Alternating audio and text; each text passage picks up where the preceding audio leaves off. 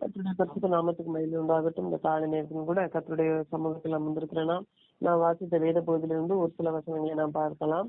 இந்த நியாயாதிபதிகள் 3ஆம் அதிகாரத்திலே நாம் பார்த்தோம்னா இதுல இஸ்ரவேல் ஜனங்களை குறித்து சொல்லப்பட்டிருக்கிறதை நாம் பார்க்க முடியும். இதுல நம்ம பார்க்கும் பொழுது இந்த 1ஆம் வசனத்தில் நாம் பார்த்தோம்னால் அதுல சொல்லப்பட்டிருக்கிறது, கானான் தேசத்தில் நடந்த சகல யுத்தங்களையும் அறியாதிருந்த இஸ்ரவேலராகிய அனைவரையும் சோதிப்பதற்காக அப்படின்னு என்று செய்திருக்கிறது சொல்லப்பட்டிருக்கிறதை நாம் பார்க்க முடியும். இங்க இஸ்ரவேல் ஜனங்களை ஏற்கனவே அவங்க என்ன பண்ணுறாங்க, இந்த தினத்துல இருந்துதான் கர்த்தர் அவங்க என்ன செய்யறாரு, வேளாந்தரத்துல எடுத்து கொண்டு வரும் பொழுது இவங்க என்ன செய்யறாங்க, நிறைய காரியங்கள் இஸ்ரவேல் ஜனங்கள் கர்த்தருக்கு விரோதமாக என்ன செய்யறாங்க செய்கிறத நம்ம பார்க்க முடியும். இந்த அதிகாரத்துல நம்ம பார்க்கும் பொழுது இஸ்ரவேல் ஜனங்கள் என்ன செய்யறாங்க, மறுபடியும் கர்த்தருக்குடைய பார்வையில் என்ன செய்யறாங்க, பொல்லாப்பான காரியத்தை தான் செய்கிறார்கள் என்பதை நாம் பார்க்க முடியும். ஆனா இவங்களை என்ன அப்படின்னு சொல்லி நம்ம பார்த்தோம் அப்படின்னா கர்த்தர் ஒரு நேரத்துல அவங்க என்ன செய்யறார், சோதித்து பார்க்கிறார். என்ன அப்படின்னு சொல்லி பார்த்தோம்னா 4ஆம் வசனத்துல பார்க்கும் பொழுது, கர்த்தர் மோசையை கொண்டு தங்கள் பிதாக்களுக்கு விதித்த கற்பனைகளுக்கு இஸ்ரவேலர் கீழ்ப்படிவார்களோ என்று அறியும்படி இஸ்ரவேலரை அவர்களாலே சோதிப்பதற்காக அவர்கள் விடப்பட்டிருந்தார்கள் என்று இங்கே சொல்லப்பட்டிருக்கிறது. அப்போ இந்த இஸ்ரவேல் ஜனங்களுக்கு என்ன ஒரு டைம் அப்படின்னு சொல்லி பார்த்தோம்னா சோதித்தார். 40 வருஷமா என்ன செய்தார், கர்த்தர் அவங்களை என்ன செய்தார், சோதித்து வனாந்தரத்துல பல டெஸ்ட் எல்லாம் வச்சுதான் என்ன செய்யறாரு, கொண்டு வர்றாரு. ஆனா எல்லா டெஸ்ட்லயும் அவங்க என்ன செய்யறாங்க, எப்போதுமே ஃபெயில் தான் ஆறாங்களே ஒழிய பாஸ் ஆகவே இல்லை. ஏன்னா கானானை தோன்றிருக்கணும், சும்மா கானானுக்குள்ள என்ன செய்ய முடியாது, போக முடியாது இஸ்ரவேல் ஜனங்கள். அப்போ கர்த்தர் அவங்களை என்ன செய்யறாரு, சோதிக்கிறாரு என்று இங்க என்ன செய்திருக்கிறது. அந்த கானான் தேசத்துல உள்ள அந்த சில யுத்தங்களை பற்றி தெரியாதவங்க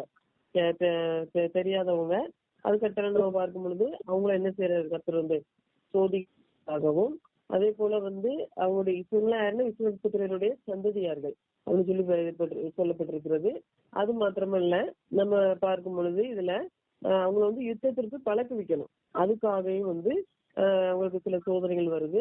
அது மாத்திரமல்ல, கற்பனைகளுக்கு இவங்க கீழ்ப்படிய மாட்டார்களோ அப்படின்னு சோதிப்பதற்காக, அதுக்காக இங்க என்ன செய்கிறது, அவங்களுக்கு என்ன செய்கிறது, சில காரியங்கள் நடக்கிறதே நம்ம பார்க்க முடியும். ஆனா அவங்க என்ன செய்யல, அதுல என்ன செய்யறாங்க, ஃபெயில் தான் ஆகுறாங்க. ஆனாலும் கர்த்தர் அவங்களுக்கு என்ன செய்கிறார், இறங்குகிறதை நம்ம என்ன செய்ய முடியும், இதுல பார்க்க முடியும். இதுல நம்ம பார்த்தோம் அப்படின்னா 2ஆம் வசனத்துல பார்க்கும் பொழுது, இஸ்ரவேல் புத்திரரின் சந்ததியாரும் அதற்கு முன் யுத்தம் செய்ய அறியாதிருந்தவர்களும் அவைகளை அறியும்படி பழக்குவிப்பதற்காகவும் கர்த்தர் விட்டு வைத்த ஜாதிகள் யாரென்றார். அப்ப இந்த சந்ததியார்களை டெஸ்ட் பண்ணதுக்காக சில பேரை விட்டு வச்சிருக்கிறாரு.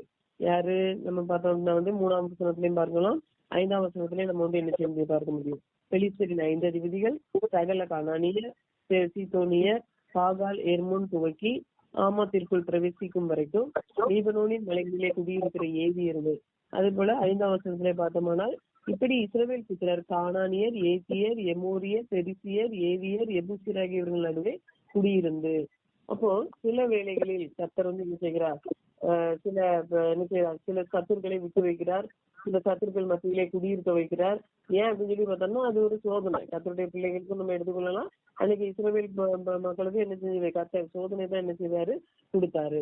இவங்க என்ன செய்யல, ஃபர்ஸ்ட் இவங்களுக்கு ஒரு என்ன செய்த டெஸ்ட் வருது, ஃபெயில் ஆயிட்டாங்க. அதுல நம்ம பார்க்கும்போது சோதனையில என்ன சொல்லப்பட்டிருக்கு, 6ஆம் வசனத்துல, அவர்களுடைய குமார்த்திகளை விவாகம் பண்ணி, ஒரு திருமணம் ஒரு யாரு கூட முடிக்கணும் அப்படிங்கிற ஒரு இது கூட அவங்களுக்கு என்ன தெரியல. இவங்க என்ன செய்யறாங்க, அவருடைய குமார்த்திகளை என்ன செஞ்சாங்க, விவாகம் பண்ணி தங்களுடைய குமார்த்திகளை அவர்களுக்கு குமாரருக்கு கொடுத்து அவர்கள் தேவர்களை சேவித்தார்கள்.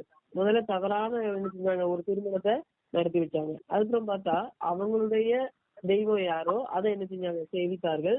7ஆம் வசனத்துல, இப்படி இஸ்ரவேல் புத்திரர் கர்த்தரின் பார்வைக்கு பொல்லாப்பான காரியத்தை என்ன செய்தார்கள், கர்த்தருடைய பார்வையில என்ன செஞ்சாங்க, பொல்லாப்பானதை செய்தார்கள். அது மாத்திரமல்ல, அடுத்த தங்கள் தேவனாகிய கர்த்தரை மறந்து அப்புறம் என்ன செஞ்சுட்டாங்க, மறந்துட்டாங்க. இவங்களுக்கு எல்லாம் நடந்துட்டு கல்யாணம் முடிச்சாச்சு, அந்த எல்லாம் இதாயினோன்னு அவங்களுக்கு என்ன ஆயிட்டுது, தேவனை மறந்தாச்சு. அடுத்தால பாகால்களையும் தோப்பு விக்கிரகங்களையும் சேவிக்கிற போது பாகால்களை வணங்க ஆரம்பிச்சாச்சு.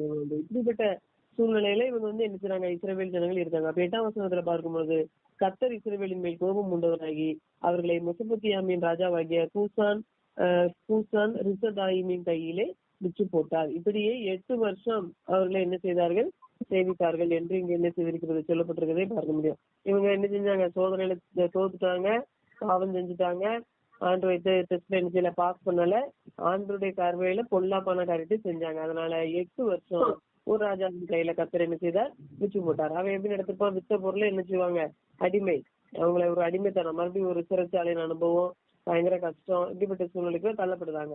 ஏன்னா இவங்க என்ன செய்யல, சோதனையில ஜெயிக்கல. ஆனாலும் கர்த்தர் என்ன செய்யறார், 9ஆம் வசனத்துல பார்க்கும் பொழுது, இஸ்ரவேல் புத்திரர் கர்த்தரை நோக்கி கூப்பிட்ட போது கர்த்தர் இஸ்ரவேல் புத்திரரை ரட்சிக்கும்படி காலேபின் தம்பியான குமாரனாகிய ஒத்னியேல் என்னும் ரட்சகனை அவர்களுக்கு எழும்ப பண்ணினார். அப்போ இவங்க கூப்பிடுறாங்க, பாவம் செஞ்சுட்டாங்க, எல்லாம் பண்ணிட்டாங்க, ஆண்டவர் டெஸ்ட் வச்சாரு, ஃபெயில் ஆயிட்டாங்க. ஆனாலும் என்ன செய்யறாரு, இவங்க கூப்பிடுறாங்க மறுபடியும். அந்த 8 வருஷம் அவங்களுக்கு என்ன இருக்குது, சிக்கலாயிட்டு. அப்போ அதை கூப்பிட்டோடனே, ஆனா என்ன செய்யறாரு கர்த்தர், சில வேலை கர்த்தர் என்ன செய்ய மாட்டாரு, கூப்பிட்டோடனே இறங்கவே மாட்டாரு. இன்னொரு 10 வருஷம் இருக்கட்டும், அவங்களுக்கு பண்ணாதான் சரியா வருவாங்க அப்படின்னு சொல்லி என்ன செஞ்சுருவாரு, சத்துருவின் கையில அவர் என்ன செஞ்சுருவாரு, ஒப்பு கொடுத்துருவாரு, நீதான் அங்க போனல அப்படின்னு சொல்லி. ஆனா அங்க என்ன செய்யல, அப்படி சொல்லப்படல. அவங்க கூப்பிட்ட உடனே கர்த்தர் என்ன செஞ்சுட்டாரு, உடனே ஒரு ரட்சகனை என்ன செஞ்சுட்டாரு, ஒத்னியேல் அப்படிங்கிற ஒரு ஆள் என்ன செஞ்சாரு, எழும்ப பண்ணிட்டாரு. அதே போல அத்தனை நம்ம பார்த்தோம் அப்படின்னா 16ஆம் வசனத்துல சொல்லப்பட்டிருக்கு, தேசம் 40 வருஷம் அமைதலா இருக்கு. கேனாசின் குமாரனாகிய ஒத்னியேல் என்ன செஞ்சுட்டாரு, மரணம் அடைஞ்சிட்டாரு. மரணம் அடைஞ்ச உடனே கைட் பண்ண ஆளி இறந்த உடனே இவங்க என்ன ஆயிட்டாங்க, 12ஆம் வசனத்துல இஸ்ரவேல் புத்திரர் மறுபடியும் கர்த்தரின் பார்வைக்கு பொல்லாப்பானதை என்ன செய்தார்கள். மறுபடியும் என்ன செஞ்சுட்டாங்க, பொல்லாப்பானா. அப்ப மறுபடியும் மேல என்ன சொல்லப்பட்டிருக்கோ இதே காரியத்தை மறுபடியும் செய்ய ஆரம்பிச்சாங்க. கொஞ்சம் நல்லா ஒழுங்கா இருப்பாங்க, எல்லாம் ஃப்ரீ ஆன உடனே மறுபடியும் என்ன செய்வாங்க, ஆண்டருக்கு விரோதமாய், ஆண்டருக்கு பிடிக்காத காரியங்கள், பாவத்தை என்ன செஞ்சிருவாங்க, செய்ய ஆரம்பிச்சாங்க. மறுபடியும் இங்க என்ன நடக்குது அப்படின்னு சொல்லி நம்ம பார்த்தோம் அப்படின்னா மறுபடியும் ஒருத்தர் எக்லோன் அப்படிங்கிற ஒரு மோவாபின் ராஜாவை அவங்க ஆண்டர் என்ன செய்யறாரு, இஸ்ரவேல் ராஜா அவங்களுக்கு விரோதமா எழும்ப பண்ணி மறுபடியும் எத்தனை வருஷம், 18 வருஷம் என்ன செஞ்சாங்க, அவர் கையில என்ன செஞ்சாச்சு, ஒப்பு கொடுத்தாச்சு. அப்ப திரும்ப திரும்ப பாவம் செய்தாங்க, திரும்ப திரும்ப மீறுதாங்க, திரும்ப சத்துருவின் கையில ஒப்பு கொடுக்கப்படுதாங்க. ஆனாலும் என்ன செய்யறாரு, மறுபடியும் 15ஆம் வசனத்துல சொல்லப்பட்டிருக்கு, இஸ்ரவேல் புத்திரர் கர்த்தரை நோக்கி கூப்பிட்ட போது கர்த்தர் அவர்களுக்கு பென்யமீன் கோத்திரத்தினாகிய கேராவின் மகன் ஏகூத் என்னும் ரட்சகரை எழும்ப பண்ணினார். மறுபடியும் என்ன செய்யறார், இவங்களுக்காக ஒரு ரட்சகன், யாரு, ஏகூத் அப்படிங்கிற ஒரு ரட்சகனா என்ன செய்கிறார், எழும்ப பண்ணுகிறார். ஏகூத் மூலமா அந்த சத்துருவை என்ன செய்யறாங்க, இவங்க முறியடிக்கிறத நம்ம பார்க்க முடியும். அதே போல 4ஆம் வசனத்திலையும் 4ஆம் அதிகாரத்திலையும் சொல்லப்பட்டிருக்கு, அத்தனை சொல்லப்பட்டிருக்கு. 4ஆம் அதிகாரம் 1ஆம் வசனத்துல ஏகூத் மரணம் அடைந்த பின்பு இஸ்ரவேல் புத்திரர் திரும்ப கர்த்தரின் பார்வைக்கு பொல்லாப்பானதை செய்து வந்தார்கள் அப்படின்னு என்ன செய்திருக்கிறது, சொல்லப்பட்டிருக்கிறது. அப்போ இங்கே மறுபடியும் என்ன செய்யறாங்க, இவங்க மறுபடியும் தப்பு பண்றாங்க, மறுபடியும் கர்த்தரின் பார்வைக்கு பொல்லாப்பானதை செய்யறாங்க, மறுபடியும் கர்த்தர் என்ன செய்யறாங்க, மறந்து போறாங்க.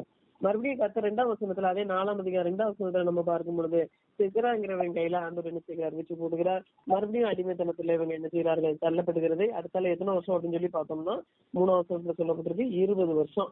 20 வருஷம் இவங்களை என்ன செய்கிறார், மறுபடியும் என்ன செய்கிறார், அவங்களுடைய கொடுமையாய் அவன் என்ன செஞ்சு ஓடிக்கிட்டான்.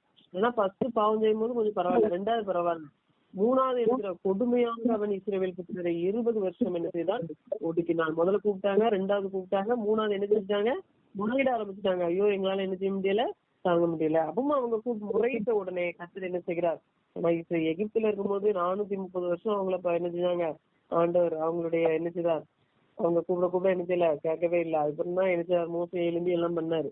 இந்த கூப்பிட்ட உடனே பரவாயில்ல, 20 வருஷத்துல என்ன செய்யறார், முறையிட்ட உடனே மறுபடியும் என்ன செய்கிறார், அந்த தெபராள் என்னும் தீர்க்கதரிசி மூலமாக, யாகேல் என்பவர்கள் மூலமாக மறுபடியும் என்ன செய்கிறார், இங்க ஒரு ராஜா பெயர் இருக்குது, என்ன செய்கிறார், ஒரு முற்றுப்புள்ளியை, ஒரே ஒரு ஆணிதான்.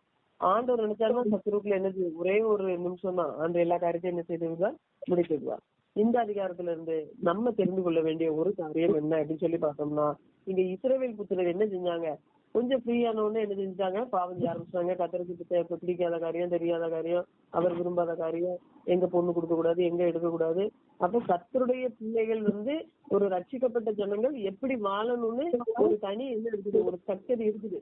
அந்த ஸ்ட்ரக்சர்ல தான் வாழணும். அதை மட்டும் என்ன செய்யக்கூடாது, மாறி என்ன செய்யக்கூடாது, வாழக்கூடாது.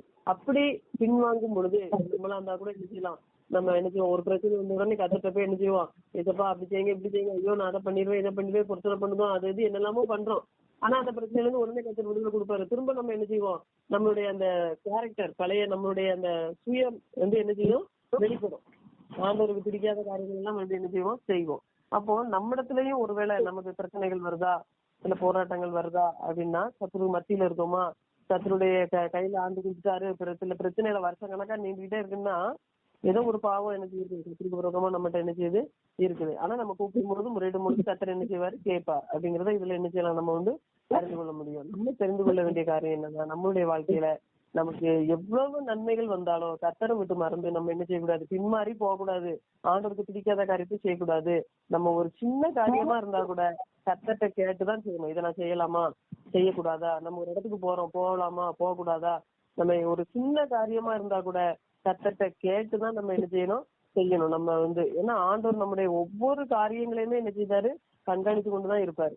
ஆண்டவர்கிட்ட கேட்டு கேட்டு கேட்டு அவருக்கு பிடிக்கலன்னா அதுல நமக்கு எவ்வளவு நன்மை இருந்தாலும் சரி, அது எவ்வளவு ஒரு காரியமா இருந்தாலும் சரி, அவர் வேண்டாம்னா அந்த காரியத்தை என்ன செஞ்சிடணும், விட்டுறணும். நம்ம அப்படி கரெக்டா கீழ்ப்படிந்து நடந்தோம்னா எல்லா காரியத்தையும் கத்தர் நமக்கு என்ன செய்வார், சத்துரு கையில கொடுக்க மாட்டாரு. நமக்கு நன்மையா எல்லா காரியத்தையும் செய்வார். நம்ம ஒரு காரியத்துல மீறும் பொழுது பல வருட நஷ்டங்களை நம்ம என்ன செய்ய வேண்டியிருக்கும், அனுபவிக்க வேண்டியது இருக்கும். அதனால நாமளும் என்ன செய்வோம், கத்தத்தை கேட்டு, முக்கியமா திருமண காரியங்கள்லாம் ஆண்டவரை கேட்டுதான் செய்யணும்.